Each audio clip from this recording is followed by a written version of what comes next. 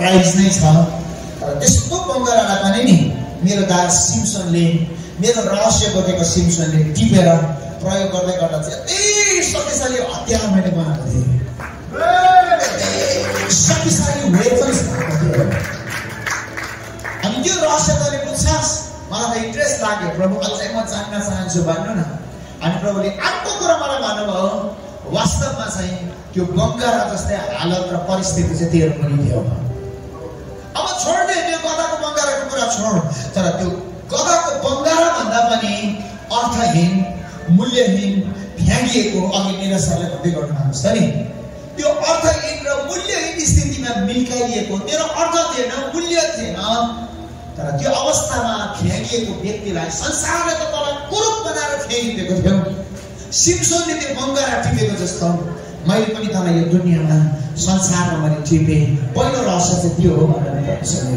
अनि जब मैले तँलाई टिपेँ नि, मैले त्यति तँलाई राखिनँ, तर मैले चाहिँ तँलाई अबको दिनहरूमा चाहिँ एउटा शक्तिशाली हतियार बनाएको छु। तँ चाहिँ त्यो औजार हो। प्रभुले भन्नुभयो, यति धेरै रुएँ म, यति धेरै गाडी साइड लगाएर म रुन थालेँ।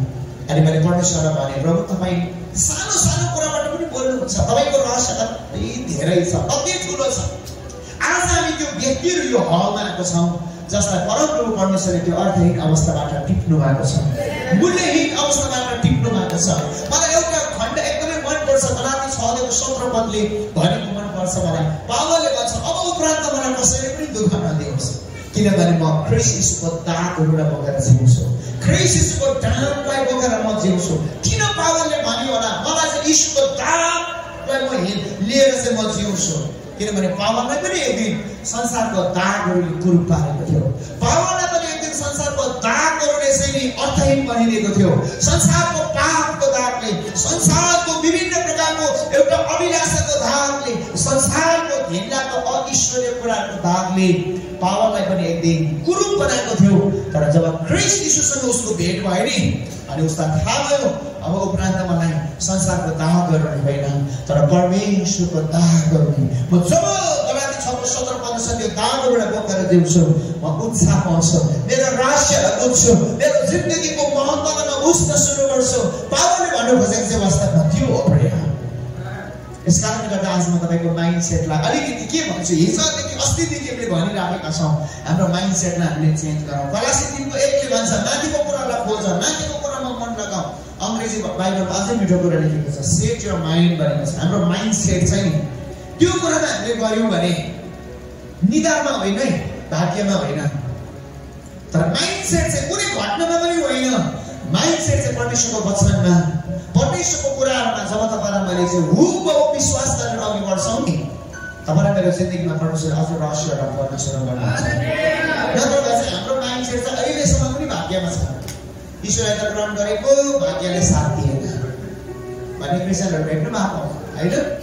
ईश्वरलाई त ग्रहण गरेको निधार सानो ठुलो भएको यस्तो हुन्थ्यो। अहिले सानै छ, निधारलाई ड्रेसिङको अगाडि गएको।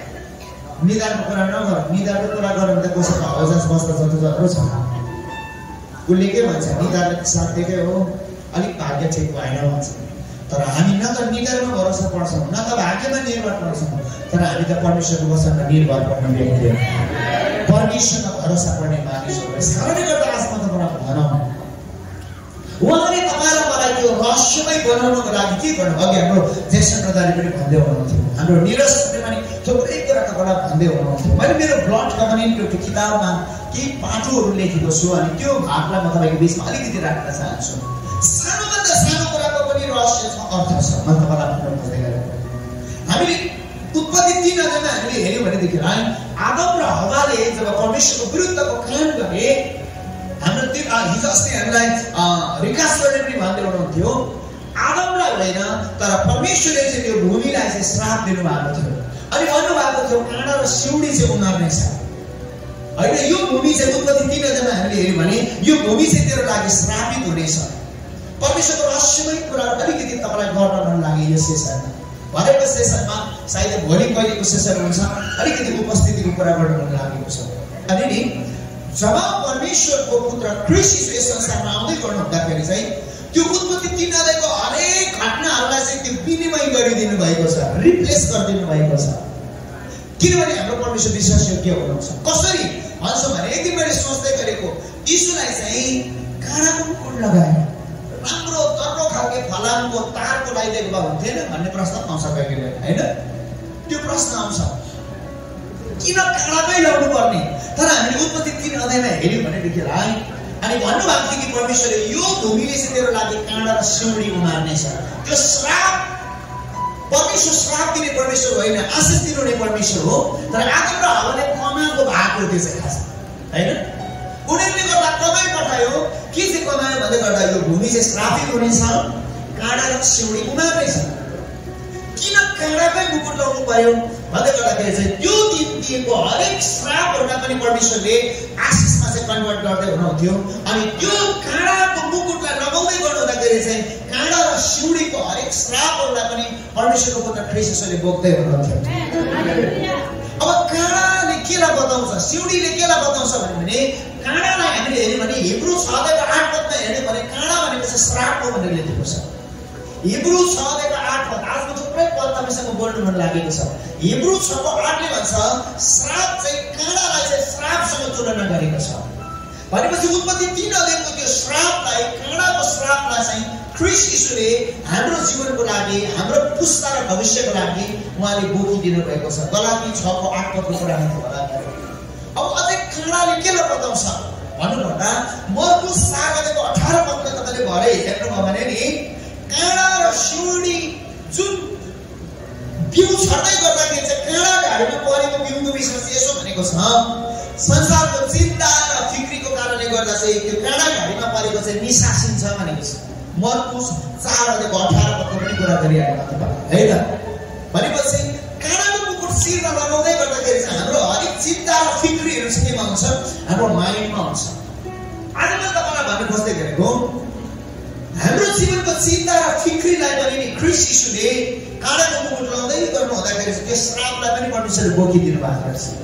किन काँडाको मुकुट भन्दै गर्दाखेरि चाहिँ मर्कुस 4:18 ले भन्छ त्यो काँडा घारीमा परेको बिउ चाहिँ त्यस्तो बिउ हो जो चाहिँ संसारको चिन्ता र फिक्रीको कारणले गर्दा चाहिँ बढ्न दिँदैन अरे, निसासिदिन्छ। आज म तपाईलाई यसो भनौँ ख्रीष्ट यीशुलाई ग्रहण गर्दै गर्दा तपाईले मेरो चिन्ता र फिक्रीलाई पनि परमेश्वरले बोकिदिनु भएको छ। हामीले चिन्ता र फिक्री गरेर न त एकतिलाई घटाउन न बढाउन पनि सक्छौँ। तर हाम्रो परमेश्वरको रहस्यमा हामीले बुझ्यौँ भने उहाँले हाम्रो त्यो चिन्ता र फिक्रीको सानो कुरालाई पनि नि परमेश्वरले बोकिदिनु भयो। अनि भन्नुहुन्छ तिम्रो चिन्ता र फिक्री चाहिँ मलाई दिऊ किनभने मैले बोकिसकेको छु। तिमीले चिन्ता र फिक्री गरेर पनि फाइदा हुने वाला चाहिँ छैन। आज तपाईँ त्यो व्यक्ति होला तपाईँलाई भविष्यको फिक्री छ, छोराछोरीको फिक्री छ, तपाईँ पढा लेखा हुनुहुन्छ तर पनि तपाईँको जीवनमा थुप्रै कुराको टेन्सन छ होला। सायद तपाईँको हातभरि डिग्री होला, मनभरि फिक्री होला, चारैतिर एप्लाई नो रिप्लाई होला। तर आज परमेश्वरले भन्नुहुन्छ त्यो पनि मलाई दिए, त्यसको रिप्लाई चाहिँ मसँग छ। परमेश्वरले चिन्तित भइ पठाउँछ, प्रभुको उपस्थितिदेखि भागी पठाउँछ, सङ्गतिदेखि भागी पठाउँछ होइन। अनि हामी आफै दौडधुपमा दौडिराखेका हुन्छौँ। तर आफ्नो तपाईँलाई यसो भन हाम्रो परमेश्वरले तपाईँ र मलाई उहाँको पुण्यस्थापनाभित्र चाहिँ यति धेरै कि हाम्रो सानोभन्दा सानो चिन्ता र फिक्रीलाई उहाँले बोकिदिनु भएको छ। काँडा आफ्नो कुरो पनि म तपाईँलाई भन्नुपर्छ। इजिकेल 28 अध्यायको 24 पदतिर यहाँ होइन घरमा गएर पढ्नु भने इजिकेल 28 को 24 पदतिर गएर हेर्नुभयो भने सताउने काँडाको विषयमा लेखेको छ। तिनीहरूलाई दुःख दिने र सताउने इजिकेल 28 को 24 पद गन्ती 33 अध्यायको 55 पदमा लेखिराख्नु होला। गन्ती 33 को 55 पदले पनि भन्छ हित्ती, एमोरी, यबुसी, गिर्गासीहरूको विषयमा लेखेको थियो तँलाई दुःख दिने जातिहरूको अन्त गरिदिन्छु जो चाहिँ तेरो बिचमा चाहिँ काँडा जस्तो छ, जोहरू चाहिँ तेरो बिचमा सिउँडी जस्तो छ। गन्ती 33 अध्यायको 55 पद पनि मैले तपाईँलाई भने इजिकेल 28 को 24 पद पनि मैले तपाईँलाई भन्दैछु। त्यो दुवैवटा भागमा चाहिँ तिमीहरूलाई दुःख दिने र सताउने कुराहरूको विषयमा लेखेको छ। भनेपछि तपाईँ र मलाई परमेश्वरले नि आफ्नो बनाउँदै गर्नु हुँदाखेरि चाहिँ यहाँसम्म कि हाम्रो चिन्ता र फिक्रीलाई मात्रै बोक्नु भएको होइन, आज अगमको भविष्यमा कमाएको श्रापलाई मात्रै बोक्नु भएको होइन, तर हामीलाई सताउने हरेक कुराहरूको अन्त गरिदिनु भएको छ, हामीलाई दुःख दिने हरेक कुराहरूको अन्त गरिदिनु भएको छ, हामीलाई पीडा दिने हरेक कुराहरूको अन्त गरिदिनु भएको छ। त्यो काँडाले चाहिँ हामीलाई सताउने दुःख दिने कुराहरूको विषयमा बताउँछ। अब थुप्रै छ बाइबलमा हामीले हेर्यौँ भने काँडाको विषयमा त्यति मात्रै बोली नबस्नु हैन। अब किन उहाँको शिरमा काँडाको मुकुट लगायो? उत्पत्ति 3 भन्छ तेरो निधारको पसिनाको कमाइले चाहिँ तैँले खानेछस्। पसिना भनिदिउँ न एकचोटि हात हल्लाउँदै। यो पसिना भन्ने शब्द चाहिँ नि परमेश्वरले उत्पत्ति 3 बोल्नु भएको।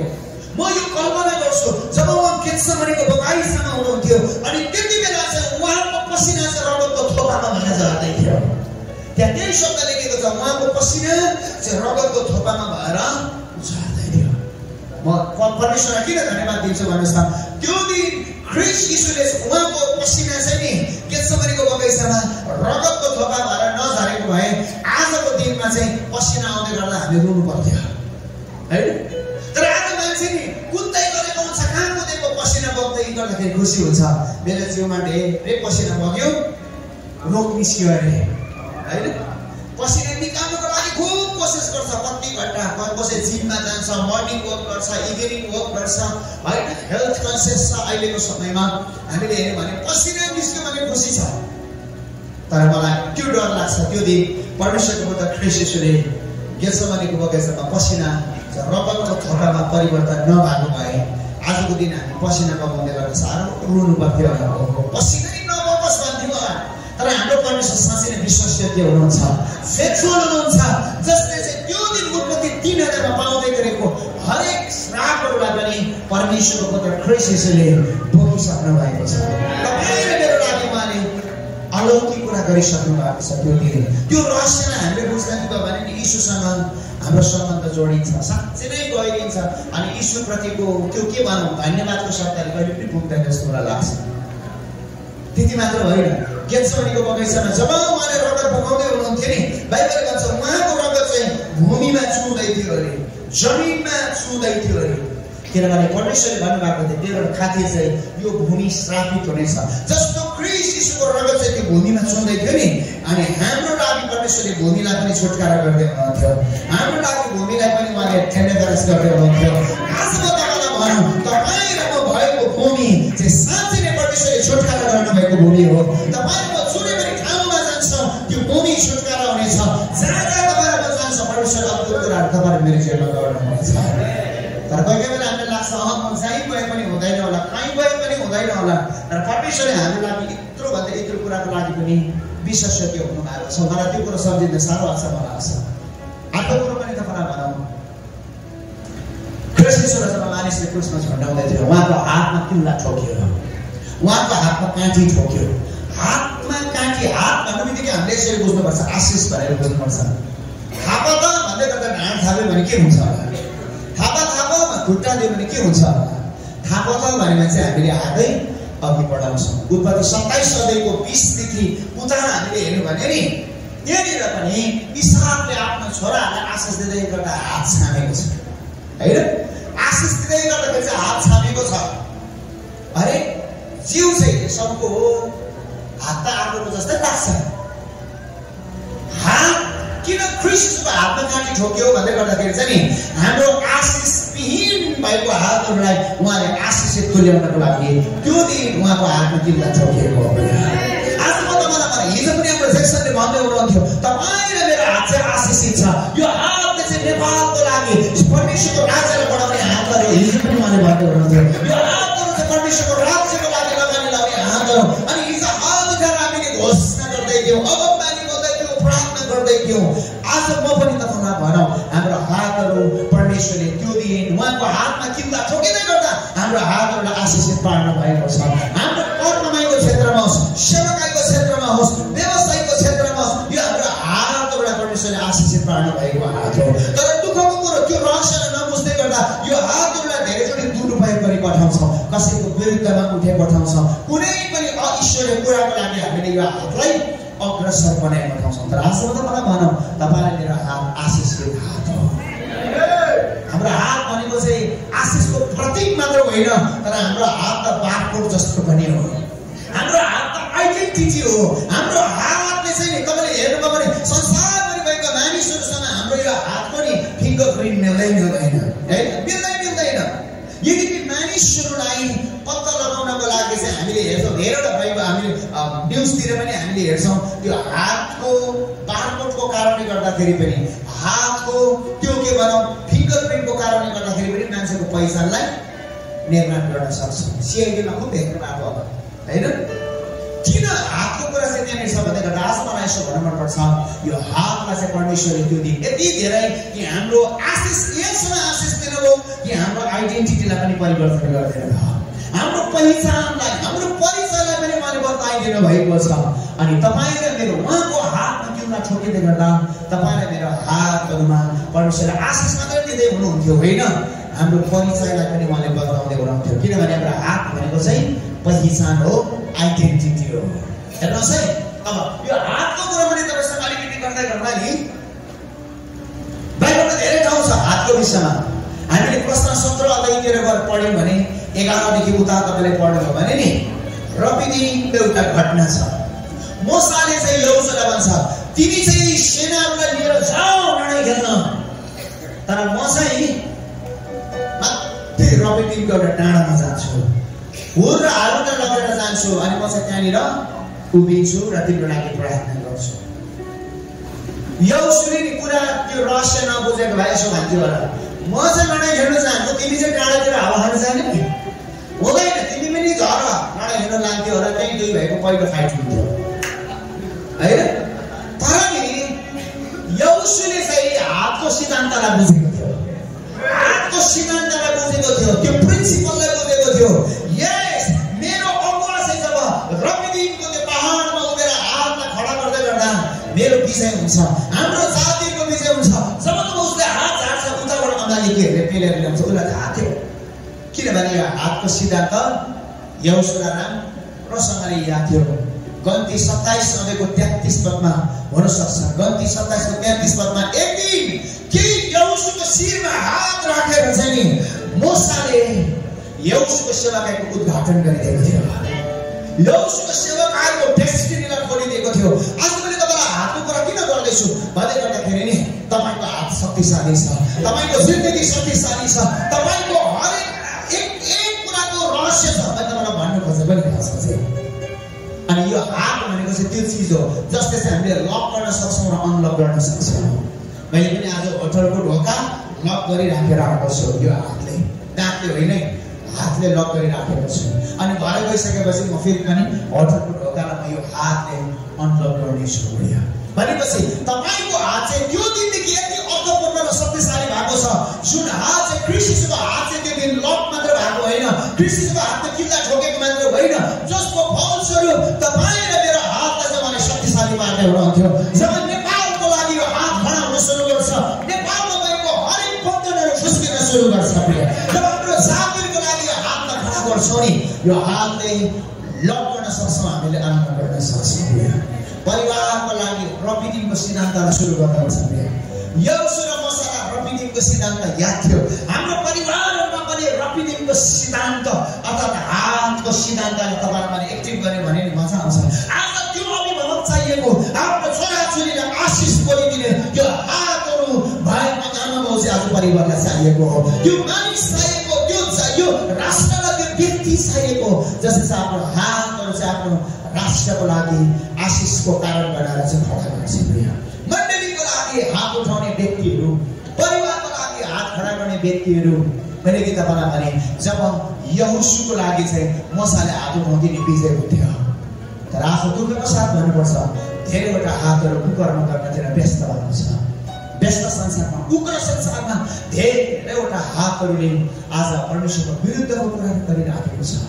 कति दुःख लाग्दो कुरा, परमेश्वरको इच्छा छ मैले चाहिँ मेरो हातमा किल्ला ठोकिँदै गर्दा त्यो दिन तिम्रो हातहरूलाई आशिषित बनाइदिएको थिएँ, तिम्रो जिन्दगीलाई आशिषित बनाइदिएको थिएँ। र आज चाहिँ तपाईँ र मैले चाहिँ त्यो रहस्यलाई बुझेर जब अघि बढ्न सुरु गर्छौँ नि सेने क्रिस्चियन जिन्दगीमा मजा आउँछ।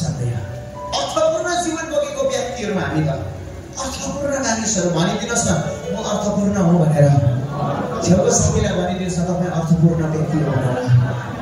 आज तपाईँ साधारण होइन, हामी साधारण व्यक्तिहरू होइन, अर्थपूर्ण व्यक्तिहरू। त्यो दिन हातको कुरा मैले तपाईँसँग गर्दै नि लक र अनलक गर्न सक्छु मैले तपाईँलाई भने होइन। मलाई चाहिँ यसो भन्नु मनपर्छ, त्यो दिन चाहिँ नि मोसाले यहोशुवाको शिरमा हात राखेर चाहिँ यस्तो कुरालाई चाहिँ नि खोलिदियो, यस्तो कुरा कुरालाई चाहिँ उसले चाहिँ अनलक गरिदियो। अनि जुन कुरा चाहिँ यति शक्तिशाली रूपमा बढेर गयो, अन्तमा गएर नि दूत र म बग्ने ठाउँसम्म परमेश्वरको त्यो लक्ष्यमा चाहिँ पुग्नको लागि ऊ सफल भयो। तपाईँको त्यो हात हो जसले थुप्रैजनाको डेस्टिनीलाई खोल्न सक्नुहुन्छ। तपाईँ र मेरो हात चाहिँ त्यो हात हो जसमा चाहिँ धेरै व्यक्तिहरूको लक्ष्यलाई हामीले खोल्न सक्छौँ, सेवाकारीको उद्घाटन गर्न सक्छौँ, जिन्दगीमा असल कुराको लागि नि तपाईँ मैले इनोग्रेसन गर्न सक्छौँ। किनभने मोसाले चाहिँ त्यो दिन चाहिँ त्यो काम गर्यो। यदि बिमार यस्तो गर्न मनपर्छ, कसैको जिन्दगीमा रोग र बिमारले चाहिँ उसको जिन्दगीको सङ्घर्ष रोकेको छ भने नि तपाईँ मैले हात राख्दै गर्दा उसको जिन्दगीको सङ्घर्ष खोलिनेछ। परिस्थिति र बन्धनको कारणले गर्दा ऊ गाह्रो भएको छ भने नि त्यो हात राख्दै गर्दा परिस्थिति र बन्धनबाट चाहिँ मुक्त हुनेछ। Because we are speaking living like God. हामी परमेश्वर जस्तो जिउन, परमेश्वर जस्तो बोल्न र परमेश्वर जस्तो गर्नको निमित्त परमेश्वरले त्यो दिन तपाईँलाई बनाउनु भएको छ। म तपाईँलाई इन्करेज गर्छु, यो ठाउँबाट हामी त्यो आइडेन्टिटीलाई बोकेर छौँ। यो ठाउँबाट फर्केर जाँदै गर्दा नि त्यो पहिचानलाई लगेर सक्दैन।